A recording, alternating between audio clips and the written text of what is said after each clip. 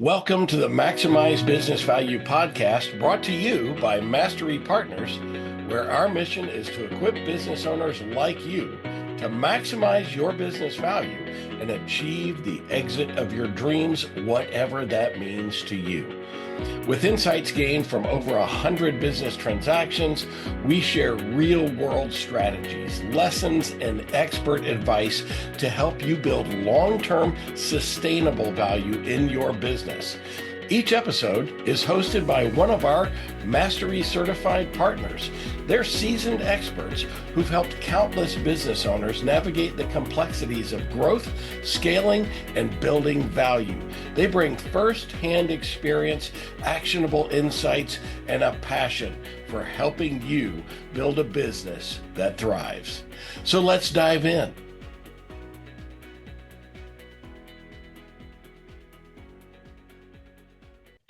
So hello, this is Dave Casey, and welcome to the Maximize Business Value podcast. So this is a podcast specifically for business owners that are serious about building long-term sustainable value in their business. And today we're excited to be joined by Mark King, who's one of our newest certified mastery partners. So Mark, welcome, I guess, to the podcast and also to Mastery Partners. Well, thank you, Dave. It's an honor and a pleasure, and I'm excited to be here. Thank you. Yeah, this will be great. So I know a little bit about your background, but if you can, maybe share with our viewers kind of your corporate background and your most recent company you were with, and then kind of what brought you to Mastery Partners. Sure, I'll be glad to do that. It's easy to talk about 4 decades in 3 minutes, but I will do the best I can. Yeah. I started out with Texas Instruments, and I worked with Texas Instruments Defense Group for 22 years. Wow. Wow. And in that in that time frame, I was blessed to be and honored actually to have leadership positions in engineering, sales, and operations across the board. In fact, I was the director of technology in Washington, D.C., which I learned a lot about working Capitol Hill and the Pentagon. And, you just learn a lot That's like how by the living there sausage and is doing the made. work. That sounds like how And the I ran a sausage is sales made. office. Yeah, I ran a sales office for them out of Ohio. Yeah. And then I was called back to headquarters when we, the defense group, decided to sell that portion of our business, which at the time was $3 billion. We sold it to Raytheon, and my job as a director of strategy was to build the business plan and prepare us, if you will, for that sale. So I had 60 managers corralled together to put together a business plan and describe our business, much like you hear about in selling a business. It's often called a CIM, confidential information packet or briefing or document. But in my case, it was more about just putting all of the strategies together and being able to articulate that to a potential seller, which turned out to be Raytheon. So that was a lot of fun. And then I worked for Raytheon during the transition on the strategic transition team for a couple of years. And after that, my roommate in college and I started our own little small business where we created a way to digitize controls for power supplies. And this is unique in the time. And I did that for a couple of years, grew that business, and I should say sustained it through 9/11 and the bubble and everything. And we sold that business successfully to a foreign investor. And then I joined Micropack Industries, and that was over 20 years experience there. I am the chairman and CEO emeritus for Micropack Industries. We are a public manufacturing electronics company. I am also a board certified fellow and serve on multiple boards. And now I'm doing consulting, including, the Mastery Partnership, to help small businesses increase their valuation. And that's what really excites me, because there's so many things that are left undone that need to be done. And it's an exciting time for me. And so, my mission is really to help others and give back to other companies. And by helping small businesses to increase their valuation and prepare them for strategic opportunities in the future.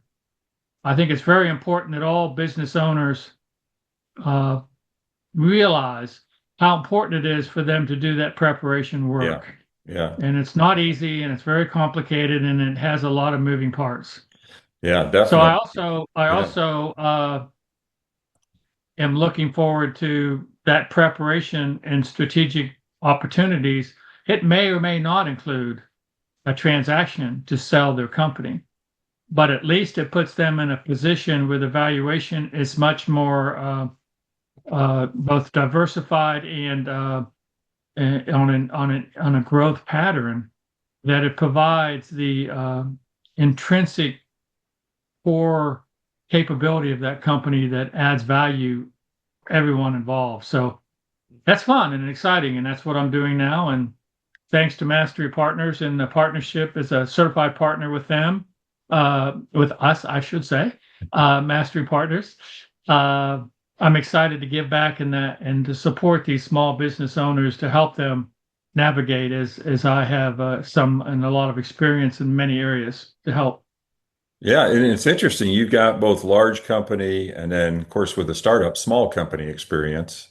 And then, and in particular, I know with MicroPack, that was a public company that you guys engineered a sale to another public company.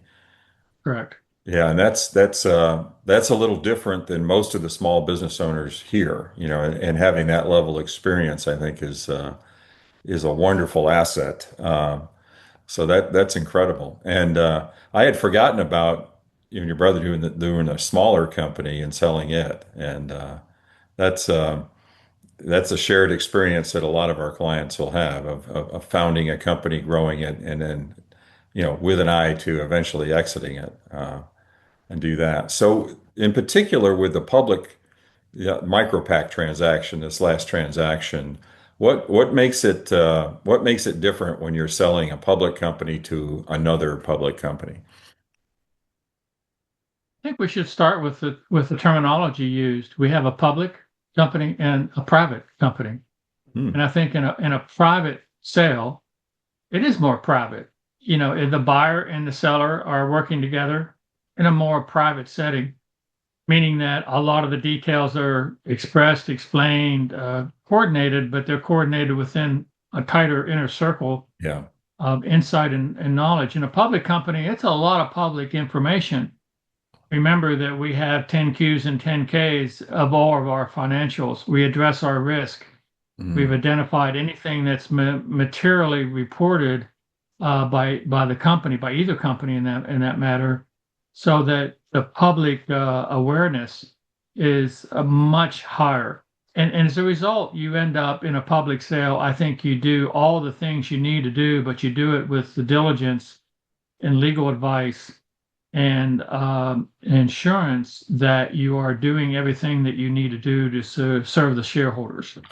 I was going to So say the with a shareholders would seem to be the key that you see, like Elliott Management, for example, is a well-known example of a activist shareholder group that will go into public companies and stir things up and look for opportunities. And that would be to me that I would dread something like that if I was on the well, the board or day, CEO of a public company.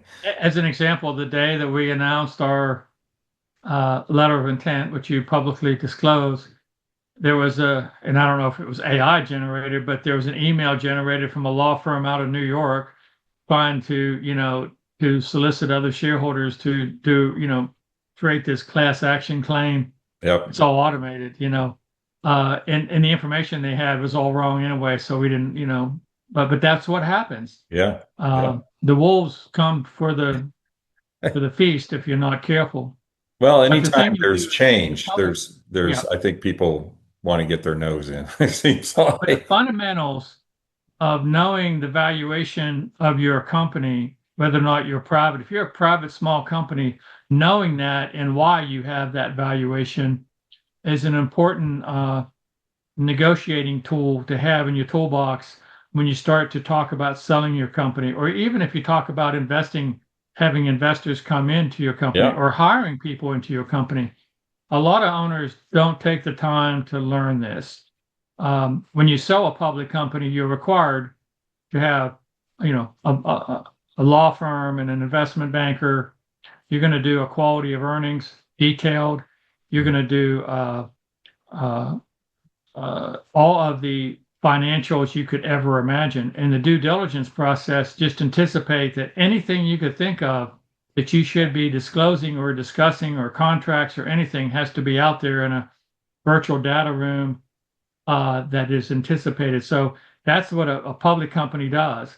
When you get into a private company, it's you kind of wait and get asked by the buyer what that might be. But it's Yeah. typically the same type of information.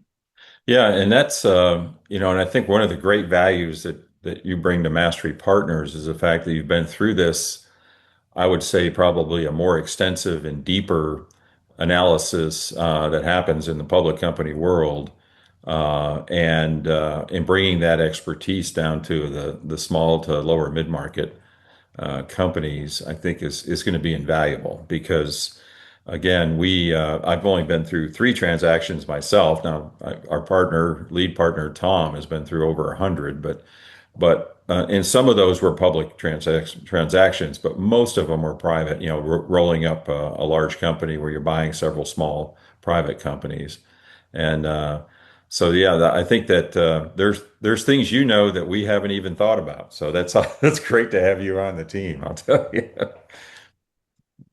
And so one of the things that struck me is that when I've seen, and of course I came from the technology side of the world as well, a lot of roll-ups, a lot of mergers and acquisitions in the technology space, but I've seen where companies will announce, 2 public companies say, "Yeah, we're going to merge. We're going to buy this company and roll it in," and it's like a 6-month deal, start to finish, and that tells me they must have done a lot of groundwork prior to that announcement. Has that been your Absolutely. And I experience? think you'll find, yes, I think you'll find that with MicroPack, we probably a couple of years in advance, actually the whole duration of, that was there 22 years, Hmm. but we knew that we would eventually want to sell the company. And so 10 years ago, easy, I put in place some fundamental things and strategies to prepare us for that journey. Mm. One was, of course, the new facility and setting up work cells in a structure that was scalable. That's so important. And then have an operating system. Now we talk about an operating system as, like an EOS or some such, entrepreneurial operating system, some of these methods that are used to manage a business. But I'm also talking about the operating systems like an ERP, and Yeah. manufacturing is so critical, MRP, having a CRM, a customer resource management tools, all those data management tools that you need to run the business are so critical to have that platform in order to scale the business. So you have to put that in place. So Yep. we had the facility, we had the systems, and we had the culture and the people.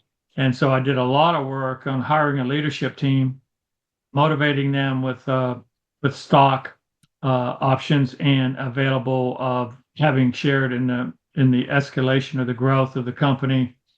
And they had a lot of roles in each of those roles. Now, in a public company, when you do this, you create a code name, right? Because you can't disclose it to anybody else, and that's kind of hard because we all kind of grow up in an open environment of communications. Yeah.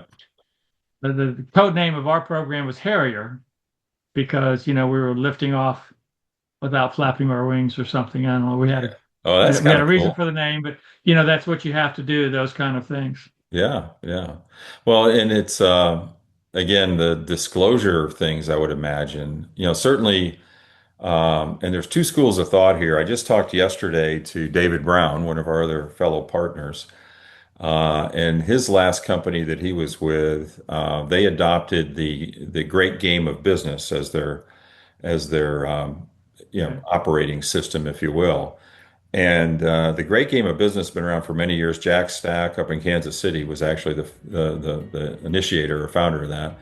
And its key is open books management, where they have essentially the entire team can really see the books, right?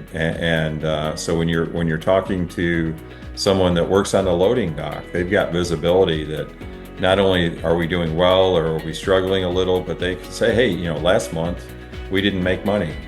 2 months before that, we made a lot of money. So they have a really, it's a different approach. Thank you for tuning in to the Maximize Business Value podcast. This episode is the first of a 2-part release.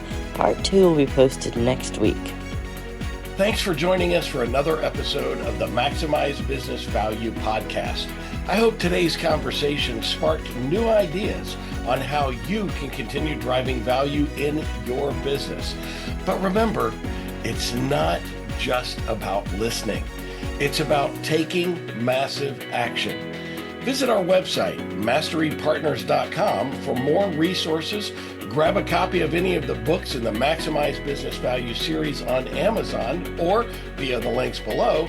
And don't hesitate to reach out if you want to know how to apply these concepts to your business. So until next time, I'm Tom Bronson, reminding you to relentlessly execute while you maximize business value.